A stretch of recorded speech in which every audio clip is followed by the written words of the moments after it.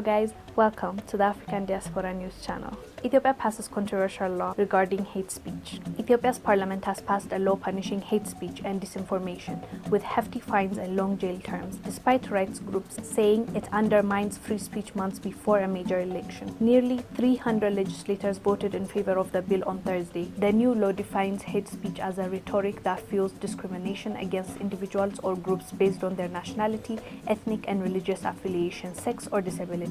The new law permits fines of up to 100,000 Ethiopian birr, which is $3,100 and imprisonment for up to 5 years for anyone who shares or creates social media posts that are deemed to result in violence or disturbance of a public order. Legislators said the law is needed because existing legal provisions did not address hate speech and disinformation and said it will not affect citizens' rights. Well, as an Ethiopian who has seen the misinformation and the misuse of the Facebook pictures, Facebook ads, I understand where this law is coming from, but at the same time, will it affect free speech? Those two are different, I would think, free speech and hate speech. So you can say whatever you want in free speech, but at the same time, as long as you're not enticing other people for violence, as long as you're not discriminating, you're not insulting a certain group of people just for the sake of insulting, as long as you're not abusing somebody, you're allowed to say your mind, to speak your mind. But at the same time, in the same breath, I have seen what a misuse of social media has caused Ethiopia. If I can elaborate on that, when it comes specifically on Facebook, people will create fake accounts. They'll just create fake accounts and go and attack a tribe, attack a group of people and claim, maybe they're not even that, because it looks like a fake account, but what they'll do is put on the media in the image insulting things, saying mean-spirited, something that can create violence and chaos within the country, and they'll just post it and then share it. So when the other tribe sees it, they don't know that it's a fake account, or when the other religion that is being targeted and attacked sees it, they don't know that it's a fake account. So they start a war. So that literally created chaos in Ethiopia. So I understand why they did what they did, but I am also afraid that if it's going to affect free speech and if everything we say is going to be monitored, when you give the government the total power and they can determine what you can say, what you can't say, and even worse, they can jail you for it, it becomes a bit sensitive and tricky. So I hope they go about it the right way.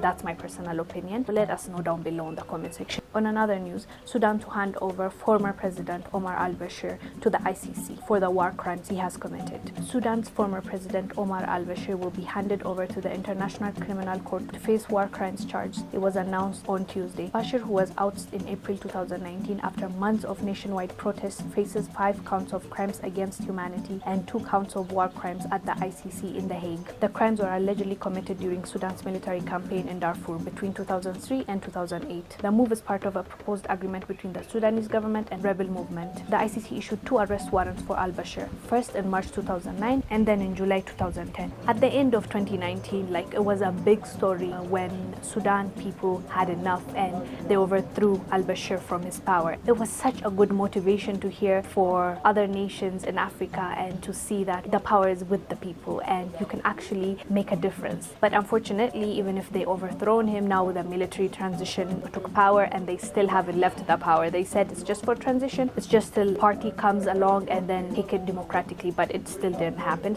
The military transition party is still there running Sudan, which is unfortunate really, because the people really made a difference. They went out there, they risked their life, children, women, old people. They just wanted to make a difference, and which they did. But unfortunately, the transitional military party took power and they still haven't left it. Very unfortunate. Until recently, the transitional military did not accept giving the ICC for the crimes that al-Bashir committed. They were saying, we will handle it in our own court. He's our own leader and we're going to deal with him the way we see fit. I was really applauding for that, because I was thinking, why are other nations giving justice for our people? For the president, for the leader that messed up the country, he needs to pay. That country should ask that guy for what he did, not the international criminal investigators, And when they said, no, we will not give him up and we will deal with it, we Africans actually took pride in that. We're like, okay, they're going to do this the right way, our own way.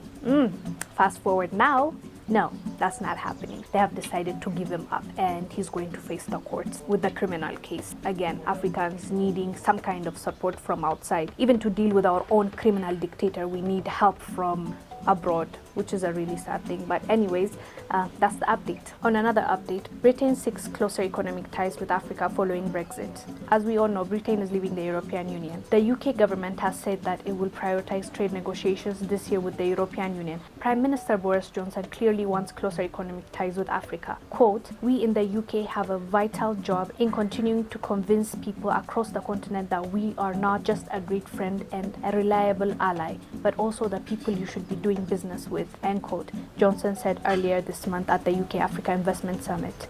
Yeah, everybody's trying to get a piece of Africa. Russia just had a summit with the African leaders. Britain is now having a summit with Africans. They can clearly see the opportunity that is in Africa. They can clearly see what we have to offer as a nation. But it's just sad that we ourselves can't see it. We ourselves can't reflect and see how much we can accomplish if the leadership is right, if we get the right tools. Actually, we have all the tools. It's just the leaders that we need. We need those leaders that see it as, I am the CEO of the country and I am leading them, so I take responsibility of the growth, of the issues, of everything that this country needs to accomplish or become in the future. I am responsible for. Unfortunately, the leaders don't see themselves as the CEO of the countries.